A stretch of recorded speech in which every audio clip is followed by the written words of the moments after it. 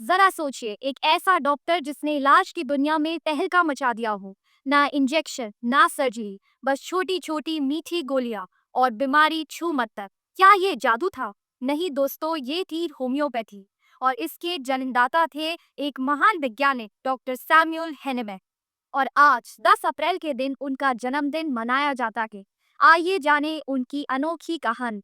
Hahnemann कौन थे? Doctor Samuel Hahnemann एक जर्मन डॉक्टर थे जिनका जन्म 10 अप्रैल 1755 में हुआ था। वे बहुत बुद्धिमानी डॉक्टर थे, लेकिन वे उस समय की दवाओं से बेहद परेशान रहते थे, क्योंकि इलाज से बीमारी कम और तकलीफ ज्यादा होती थी। उन्होंने सोचा, क्या ऐसा कोई तरीका हो सकता है जिससे कि कोई साइड इफेक्ट भी ना हो और तकलीफ भी कम हो।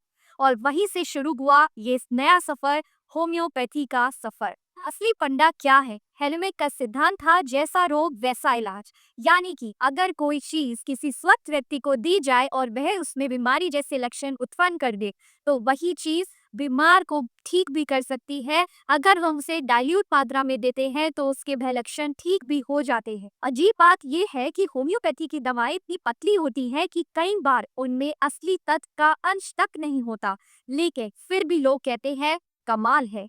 हेनेमैन का मानना था कि दवा सिर्फ पदार्थ नहीं होती, उसमें ऊर्जा भी होती है।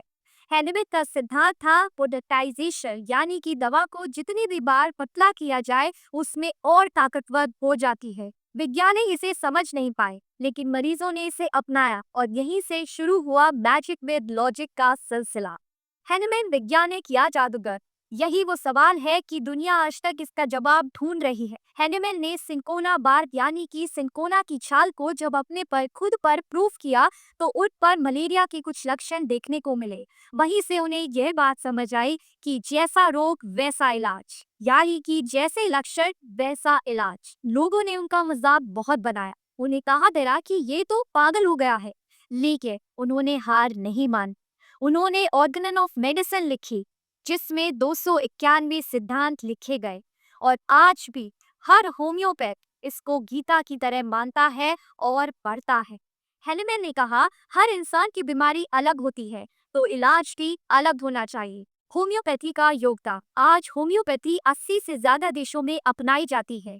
WHO भी इसे प्राकृतिक चिकित्सा के रूप में मान्यता देते हैं और आयुष मंत्रालय तो इसे सरकारी रूप का दर्जा मिला हुआ है। लाखों डॉक्टर्स और करोड़ों मरीज आज होम्योपैथी का सहारा लेते हैं। पुरानी बीमारियां, मानसिक तनाव, ऐसे रोग बहुत अच्छे से होम्योपैथी से ठीक होते हैं। डॉक्टर एनिमल ने एक अहम बात कही है, बीमारी को नहीं, लक्षणों को नहीं, पूरे व्यक्ति को समझो, पूरे व्यक्ति को ठीक करो। समझ आया? यानी कि पूरे व्यक्ति को ठीक करो, सिर्फ लक्षणों को नहीं।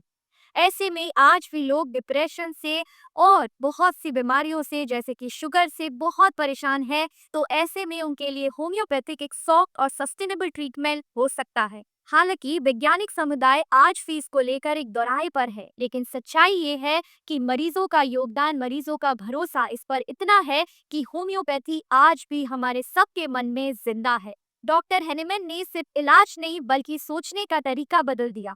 इसीलिए आज 180 साल बाद भी उनकी याद में 10 अप्रैल के दिन विश्व होम्योपैथी दिवस को मनाया जाता है। उनका जन्मदिन हमें याद दिलाता है कि अगर इरादा पक्का हो तो एक इंसान सबकी सोच बदल सकता है।